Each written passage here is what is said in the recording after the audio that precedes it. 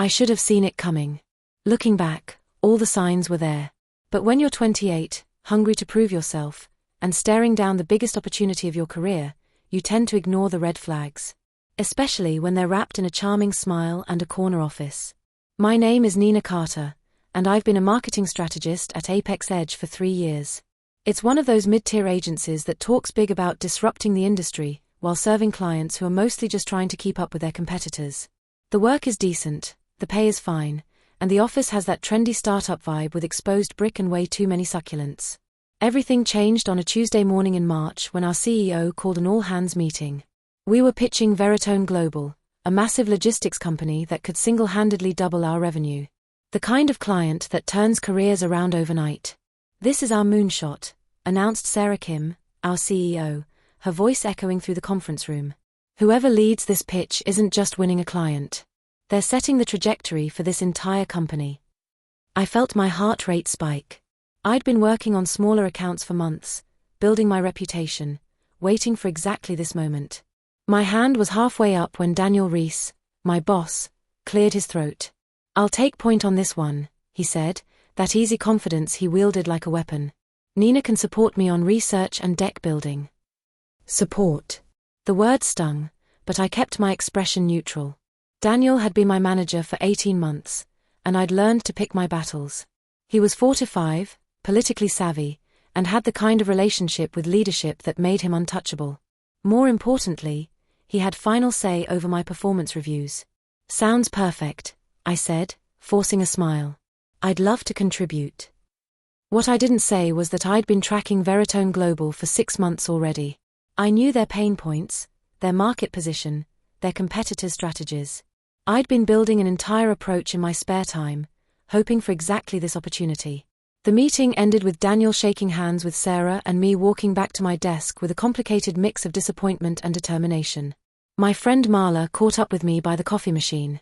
"You okay?" she asked, her voice low. Marla Jennings was one of those people who seemed to know everyone's business without trying. She'd been at Apex Edge for 5 years and had seen enough office politics to write a book. "Yeah, just. I really wanted to lead this one," I admitted. Marla glanced around, then leaned closer. "Word of advice? Document everything. Daniel's got a reputation." "What kind of reputation?" "The kind where other people's ideas have a way of becoming his ideas. Just be careful." I should have listened to her more carefully. Instead, I threw myself into the project with everything I had. The next 4 months were a blur of 18-hour days, weekend research sessions, and enough coffee to fuel a small country. Veritone Global wasn't just another client. They were a $2.3 billion logistics company looking to completely overhaul their brand positioning. They were hemorrhaging market share to more agile competitors and needed a marketing strategy that could rebuild their reputation from the ground up. I lived and breathed their business. I analyzed their quarterly reports going back 5 years, studied their competitors' campaigns, conducted focus groups with their target demographic. I even flew to their headquarters in Phoenix on my own dime to observe their operations firsthand. The strategy that emerged was something I was genuinely proud of. Instead of the typical digital transformation buzzword salad that most agencies would pitch, I'd identified a more fundamental problem. Veritone's customers saw them as old-fashioned and bureaucratic. My solution was a complete repositioning around intelligent logistics, positioning them as the smart choice for companies that valued efficiency over flashiness. The presentation deck I built was 9 to 7 slides of pure strategy. Market analysis, competitive positioning, campaign concepts, budget breakdowns, timeline projections. I'd designed every slide myself, written every word of copy, sourced every data point. It was the kind of work that keeps you up at night, not because you have to, but because you can't stop thinking about the next improvement. Daniel checked in periodically, usually with vague comments like "looking good" or "keep pushing." He'd ask me to walk him through sections during our weekly one-on-ones, and I'd explain the reasoning behind every strategic decision. He'd nod thoughtfully, ask a few questions, and then send me back to refine things further. "The client is expecting something revolutionary," he'd say. "Make sure we're not just meeting expectations, we're exceeding them." I was happy to push harder. This was my chance to prove I could handle major client work, and I wasn't going to waste it on anything less than perfect. The breakthrough moment came in late June when I discovered something that changed everything. While researching Veritone's supply chain partnerships, I found an obscure SEC filing that revealed they were quietly negotiating exclusive licensing deals with 3 major AI companies. It was public information, but buried deep enough that no one else seemed to have noticed. This was huge. If Veritone was positioning themselves as an AI-driven logistics company, our entire marketing strategy needed to reflect that evolution. I spent the next 2 weeks completely restructuring the presentation around this insight, building case studies that showed how AI-powered logistics could revolutionize their industry. The new approach was brilliant. I'm not being modest, it genuinely was. Instead of trying to make an old company look young, we'd position them as the veterans who were smart enough to embrace the future. Decades of logistics expertise, powered by tomorrow's technology. It was sophisticated, credible, and completely differentiated from anything their competitors could claim. I presented the updated strategy to Daniel on a Thursday afternoon, walking him through every slide with a kind of enthusiasm that probably made me sound like a kid showing off a science project. He listened intently, asking good questions and taking notes. "This is exactly what we needed," he said when I finished. "The AI angle is perfect, it gives them something concrete to hang their hat on." "Should I keep refining it?" I asked. "No, this is solid. Send me the final version and I'll review it over the weekend. The client presentation is Monday morning." I sent him the completed deck that Friday evening with a note, "Final version attached. Really excited about this one, I think we've got something special here." Daniel replied an hour later, "Great work. I'll handle the final review and client presentation. Take the weekend to recharge, you've earned it." I should have been suspicious. Daniel never told people to take time off. But I was exhausted, and honestly, I was proud of what we'd built. I spent Saturday hiking and Sunday catching up on sleep, feeling like I'd just finished the most important project of my career. Monday morning, I got to the office early, eager to hear how the presentation went. I found Daniel in the conference room, looking uncharacteristically nervous. "How'd it go?" I asked. "Actually, there's been a change," he said, not meeting my eyes. "Sarah wants me to present to the full executive team first, get their buy-in before we take it to the client." "That makes sense. What time?" "The thing is, they want to keep the presentation team small. Just leadership level." I felt something cold settle in my stomach. What does that mean? "It means I'll be presenting solo today. But don't worry, if we get their approval, you'll be heavily involved in the client presentation." "Daniel, I've been working on this for 4 months. I know every detail of this strategy." "I know, and that's exactly why I need you to trust me to present it properly. You're too close to the material, sometimes you need someone with fresh eyes to tell the story." It was a nice way of saying I was too junior to be in the room. I wanted to argue, but Daniel was already gathering his materials, and I could see the conversation was over. "When's the client presentation?" I asked. "Tomorrow at 2 p.m. We'll be streaming it live internally, so you can watch from your desk." Watching from my desk. Like I was some intern who'd helped with research instead of the person who'd built the entire strategy from scratch. I spent the rest of that day in a weird haze, trying to focus on other projects while my mind kept drifting back to the presentation. Marla stopped by around 4 p.m. "Heard about the presentation situation," she said quietly. "You okay?" "Yeah, just disappointed. I really wanted to be in that room." "Nina." She sat down in the chair across from my desk. "I need to tell you something. I heard Daniel talking to Logan this morning. He kept referring to his strategy and his insights." My blood went cold. "What do you mean?" "I mean his taking credit for your work. And from what I could tell, Logan doesn't know you were the one who built the deck." I stared at her, trying to process what she was saying. "Are you sure?" "I'm sure. And Nina? You need to be prepared for the possibility that this goes beyond just the internal presentation." That night, I couldn't sleep. I kept thinking about the months of work, the breakthrough insights, the strategy that I'd built from nothing. The presentation that Daniel was going to give tomorrow using my words, my ideas, my research. I got to the office early Tuesday morning and logged into the live stream 5 minutes before the presentation started. The conference room at Veritone Global was impressive.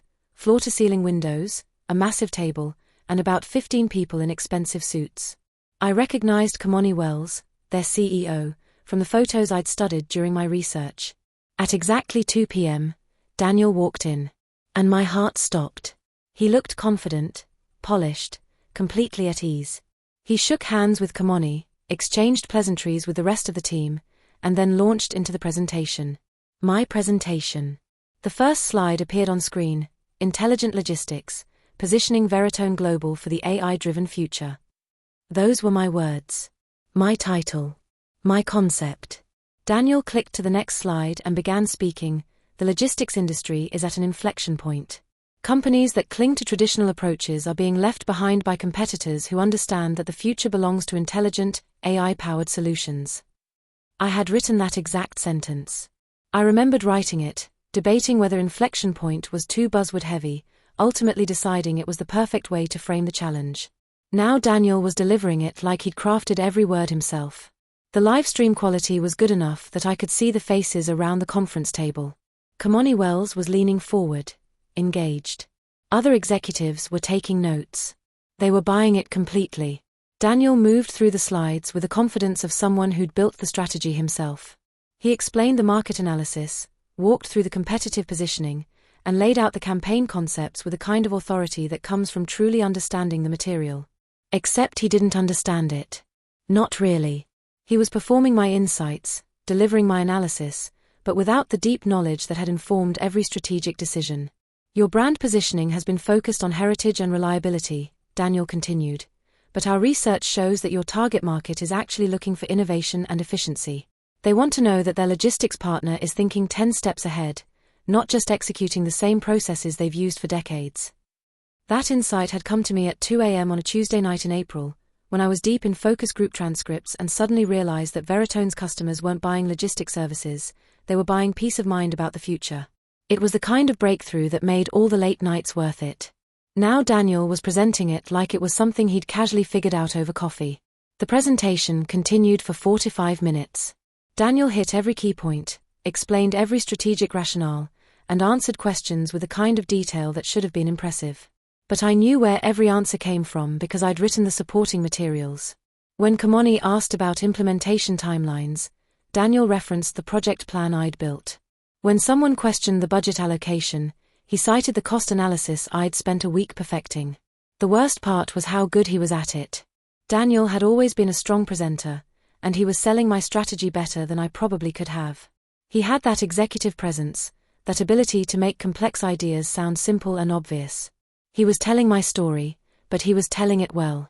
About halfway through, he got to the section on AI integration, the breakthrough insight that had taken me weeks to develop. Daniel clicked to a slide showing Veritone's potential competitive advantages and began speaking with the kind of passion that made me want to throw my laptop across the room. "This is where things get really interesting," he said, his voice rising with enthusiasm. "While your competitors are still thinking about logistics as a service industry, you have the opportunity to position yourselves as a technology company that happens to specialize in logistics." He explained the AI licensing deals, the strategic implications, the campaign concepts that could differentiate Veritone from every other logistics company in the market. He made it sound like the most natural thing in the world, like anyone with half a brain would have seen the same opportunity. But I knew how hard that insight had been to develop. I remembered the moment I'd found the SEC filing, the late nights spent researching AI applications in logistics, the dozens of draft slides I'd created trying to visualize the concept. Daniel was presenting months of work like it was something he'd whipped up over the weekend. The questions after the presentation were the hardest part to watch. Kamoni Wells asked about market sizing, and Daniel referenced research I'd commissioned from a third-party firm. Someone else asked about creative execution, and Daniel walked through campaign concepts I'd developed with our design team. Every answer was perfect because I'd done the homework, but Daniel was getting the credit. "This is exactly the kind of strategic thinking we were hoping for," Kamoni said as Daniel wrapped up the presentation. "You've clearly put serious thought into understanding our business and our industry." "That's what we do," Daniel replied smoothly. "We don't just create marketing campaigns, we develop business strategies that happen to be expressed through marketing." I wanted to scream. That was literally the tagline I'd written for our agency's pitch deck 2 years ago. Daniel was recycling my ideas at every level. The presentation ended with handshakes and smiles. Kamoni Wells stood up and gave Daniel what I can only describe as a genuine standing ovation. Other executives gathered around him, asking follow-up questions and complimenting his insights. "We'll have a decision by end of week," Kamani said, "but I can tell you that this is the caliber of strategic thinking we've been looking for." I closed my laptop and sat in my cube, feeling like I'd just watched someone else get married in my wedding dress. The presentation had been flawless, the client response was everything I'd hoped for, and Daniel was going to get promoted on the strength of work I'd done. My phone buzzed with a text from Marla, watching the stream. "Are you okay?" I couldn't even figure out how to answer that question. Okay? I just watched my boss steal 4 months of my life and get applauded for it. Another text from Marla. "Did you sign your name anywhere on the final deck?" I thought about it for a moment. The file I'd sent Daniel was clean, no watermarks, no authorship information, nothing that would identify me as the creator. It was a professional presentation deck, not a school paper. Who puts their name on client deliverables? A third text. "Meet me in the stairwell. Now." I found Marla on the 7th floor landing, looking more serious than I'd ever seen her. "Nina, I need you to listen to me very carefully," she said. "Daniel just presented your work as his own in front of the biggest client this company has ever pitched. That's not just unfair, it's career suicide if you let it stand. What am I supposed to do? Storm into the conference room and demand credit? No, but you need to think strategically. Daniel made a mistake today, and you might have an opportunity to correct it." "What kind of mistake?" "He presented your work, but did he present all of it? The final version?" I thought about it. The presentation had been comprehensive, hitting all the major points I'd developed. But now that she mentioned it, there were elements that seemed simplified. Some of the data analysis felt less detailed than what I'd prepared. "I'm not sure," I said. "Why?" "Because if he presented an earlier version, or if he missed key elements, you might have a chance to supplement his presentation. Show the client what they didn't see." The idea was starting to form in my mind. I'd sent Daniel the final version on Friday night, but I'd been continuously updating the deck right up until the deadline. What if he'd presented from an earlier version? What if there were elements in my final files that hadn't made it into his presentation? "Marla, I need to get back to my computer." "What are you thinking?" "I'm thinking that maybe Daniel didn't steal my work as thoroughly as I thought." I spent the rest of the afternoon digging through my files, comparing the presentation I'd watched with the materials I'd developed. And slowly, I began to realize that Marla was right. Daniel had presented a strong version of my strategy, but it wasn't the complete version. The file I'd sent him on Friday was comprehensive, but I'd continued working over the weekend despite his advice to take time off. I'd found additional data points, refined the budget projections, and added a section on implementation risks that I thought might be helpful. More importantly, I'd discovered something on Sunday that could change everything. While researching follow-up questions the client might ask, I'd found a news article from the previous week announcing that one of Veritone's major competitors had just signed an exclusive AI partnership deal. It was the kind of development that could affect our entire strategy, and I'd built a supplementary analysis showing how Veritone could respond. Daniel didn't know about any of this. He'd presented the Friday version of my work, which meant he was missing the most recent insights and strategic refinements. I opened my laptop and started building a new presentation. Not a complete strategy. That would look like I was trying to undermine Daniel's work. Instead, I created a 15-slide addendum that covered the additional analysis I'd developed over the weekend. Market updates, refined projections, and a response strategy for the competitive threat I'd identified. By 6 p.m., I had a tight, focused presentation that would complement Daniel's work while demonstrating that there was additional strategic depth available. The question was whether I could get it in front of the client. I picked up my phone and scrolled through my contacts until I found the number I was looking for. Jennifer Santos, a former colleague who'd left Apex Edge 2 years ago to join a consulting firm. Her new company did some work with Veritone Global, which meant she might have connections. "Hey Jen, it's Nina Carter. I have a huge favor to ask." "Nina, how are you? What's going on?" "I need to get 5 minutes with Kamani Wells from Veritone Global. It's about the presentation they saw today. There's some additional analysis that could be valuable." "That's unusual. Didn't your agency just present to them?" "Yeah, but there's been a development that affects the strategy. I just need 5 minutes to share an update." Jennifer was quiet for a moment. "I can't promise anything, but I know someone on their marketing team. Let me make a call. She called back an hour later. Okay, this is weird, but you're in luck. Kamani Wells is apparently the kind of CEO who likes to be thorough. When I explained that there was additional analysis related to today's presentation, he agreed to a short meeting tomorrow morning. 10 a.m. at their offices. Jennifer, you're a lifesaver. Nina, I don't know what's going on, but be careful. This feels like office politics, and those can get messy. I hung up and spent the rest of the evening refining my presentation. 15 slides, 10 minutes maximum, focused on the strategic updates that Daniel hadn't included. I practiced the delivery until I could do it without notes, then went to bed early to make sure I'd be sharp for the meeting. The next morning, I woke up at 5 a.m. with a mix of excitement and terror. I was about to walk into a room with the CEO of a $2.3 billion company and essentially tell him that yesterday's presentation had been incomplete. It was either going to be the smartest thing I'd ever done or a career-ending mistake. I put on my best suit, grabbed my laptop and a printed copy of the presentation, and headed for Veritone Global's headquarters. The building was one of those gleaming downtown towers that made you feel small just walking into the lobby. At exactly 10 a.m., I was escorted to a conference room where Kamani Wells was waiting with 3 other executives. He was younger than I'd expected, maybe early 50s, with the kind of focused energy that successful CEOs tend to have. Ms. Carter, I understand you have some additional information about yesterday's presentation.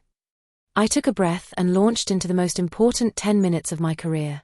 Thank you for making time for this, Mr. Wells, I began, setting up my laptop. I wanted to share some analysis that's developed since yesterday's presentation, information that could significantly impact your strategic approach. Kamani leaned back in his chair, studying me with the kind of attention that made me understand why he'd built a billion-dollar company. I'm listening. I clicked to my first slide, competitive landscape update, new market developments. Yesterday's presentation outlined a strong positioning strategy around intelligent logistics, I continued. But there's been a development that changes the competitive dynamics. I walked them through the news I'd discovered about Veritone's competitor signing an exclusive AI partnership. More importantly, I showed them how this development actually strengthened the strategic approach I developed, if we acted quickly. The good news is that this validates the AI-focused positioning we discussed yesterday, I explained. The bad news is that we need to move faster than originally planned. Your competitor just made the first move, but you can still control the narrative. I could see Kamani's expression shift from polite interest to genuine engagement. This wasn't just additional analysis, it was actionable intelligence that could affect their business. What do you recommend? He asked. A 2-phase approach. First, we accelerate the timeline for your own AI partnership announcements.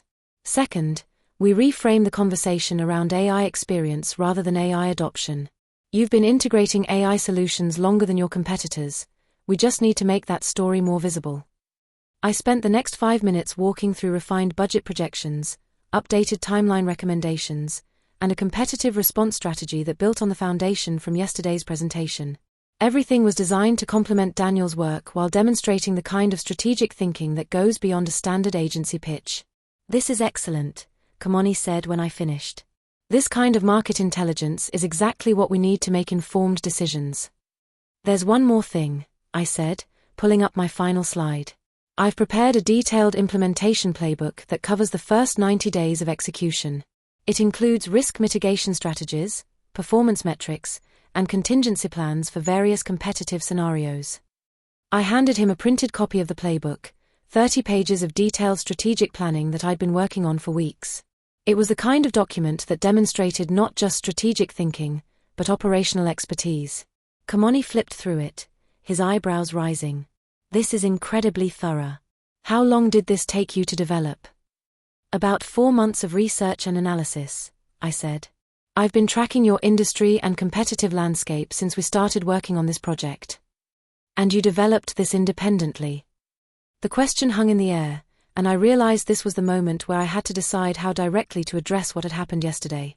I led the strategic development for yesterday's presentation, I said carefully. This additional analysis builds on that foundation. Kamani looked up from the playbook. I'm confused. Yesterday's presentation was given by Daniel Rees.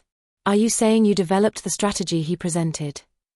I felt my heart rate spike. This was it, the moment where I either backed down or told the truth. I developed the strategic framework, conducted the market research, and built the presentation deck, I said. Daniel presented it to you, but the analysis and insights were my work. The room went very quiet. Kamani exchanged glances with the other executives, and I could see him processing this information. That's unusual, he said finally. In our experience, the person who presents is typically the person who led the strategic development. I agree, I said. But sometimes organizational dynamics don't align with who actually does the work. Kamani closed the playbook and looked at me directly. Ms. Carter, I need to ask you something, and I want you to be completely honest. Are you here because you feel like you didn't get proper credit for yesterday's presentation? I could have deflected, made it about the additional analysis, focused on the value I was providing. Instead, I decided to be direct. Partially, yes, I said. But more importantly, I'm here because I believe you deserve to work with a person who actually understands your business and developed your strategy. The additional analysis I've shared demonstrates the kind of ongoing strategic thinking you'll need to navigate this competitive landscape. And you're that person. I'm the person who's been living and breathing your business for 4 months. I'm the person who found the insight about your AI partnerships that changed our entire approach. And I'm the person who identified the competitive threat we discussed today. Kamani leaned forward. Show me proof. I'd been hoping he wouldn't ask, but I'd prepared for this possibility. I opened my laptop and pulled up my file directory, showing him the timestamps on various versions of the presentation deck. This is the original strategy document I created in April, I said, opening a file. This is the market analysis I completed in May. This is the competitive assessment from June. And this is the final presentation deck I sent to Daniel last Friday night. I walked him through the evolution of the strategy, showing him how each insight had built on the previous work. More importantly, I showed him elements that were in my final files but hadn't appeared in yesterday's presentation. Daniel presented a strong version of the strategy, I said, but it was missing some of the most recent refinements and several key supporting analyses. Kamani studied the screen for a long moment. This is a significant amount of work. And you're saying you did all of this independently?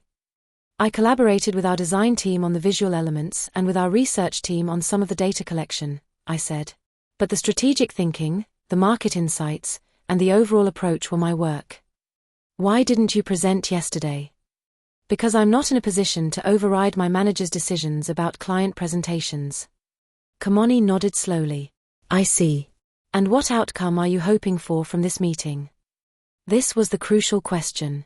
I could ask for credit, demand to be included in future presentations, or focus on the client relationship. I chose to focus on what mattered most. I want to be your primary strategic contact for this project, I said. Not because of politics or credit, but because I know your business better than anyone else on our team. I can provide the kind of ongoing strategic support that will make this partnership successful. That's a bold request. It's a request based on demonstrated expertise. I've shown you strategic thinking that goes beyond yesterday's presentation. I've identified competitive threats and opportunities that weren't included in the original pitch.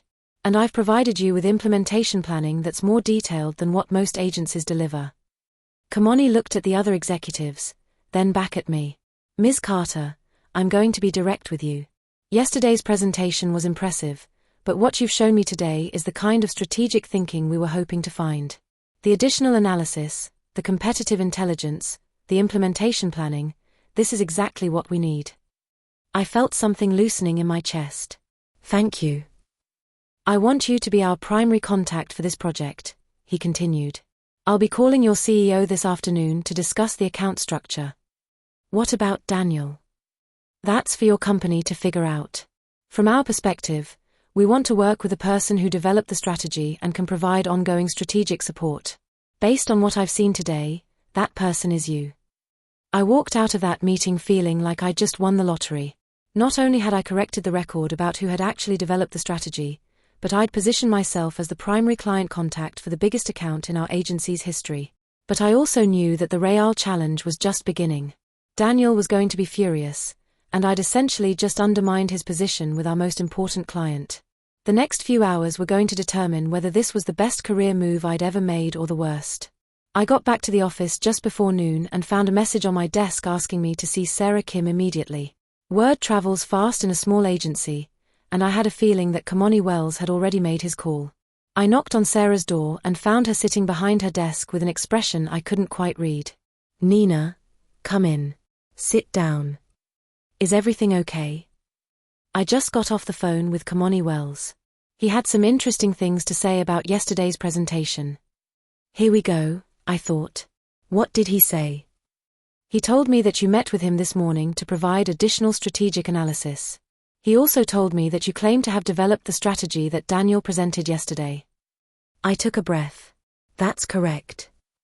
Nina, these are serious allegations. Are you saying that Daniel presented your work as his own? I'm saying that I developed the strategic framework, conducted the market research, and built the presentation deck. Daniel presented it, but the underlying work was mine. Sarah leaned back in her chair.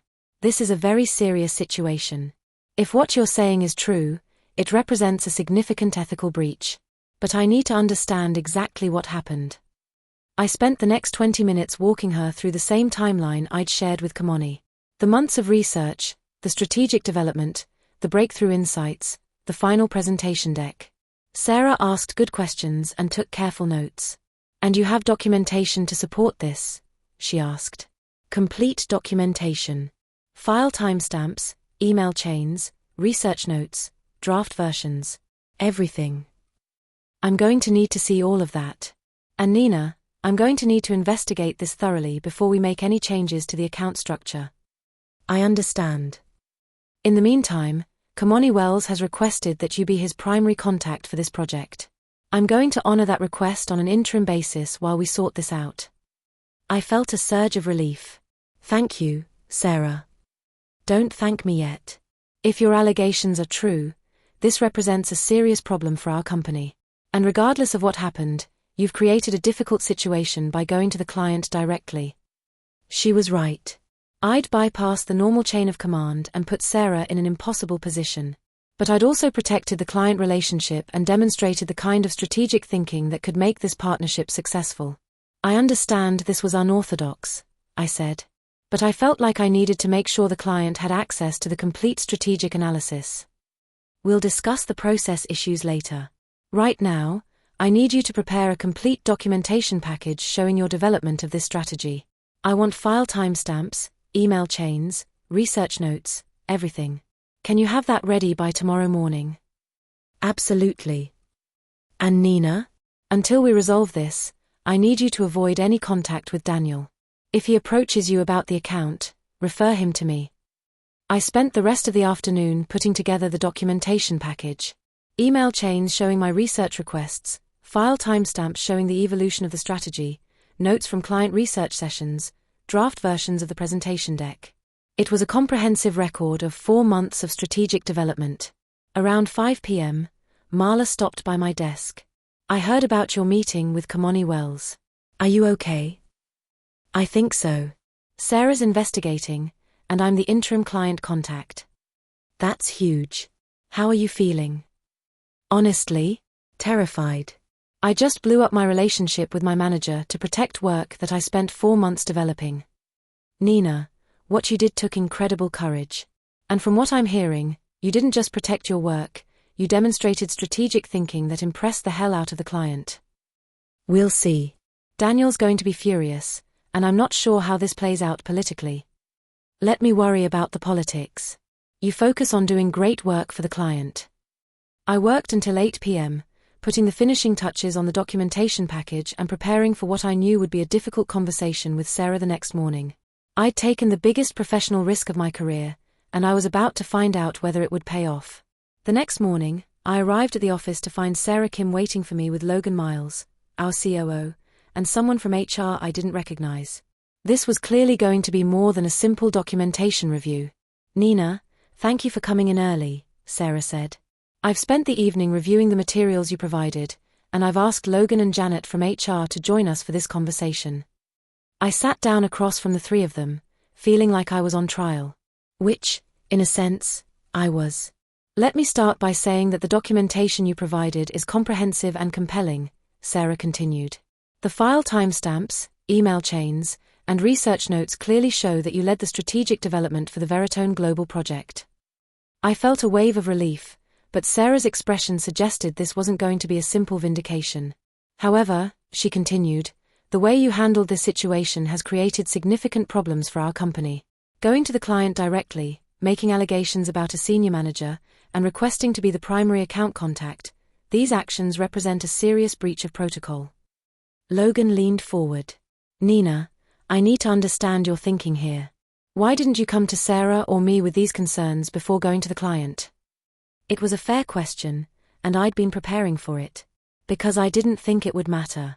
Daniel is a senior manager with strong relationships throughout the company. I'm a junior strategist who's been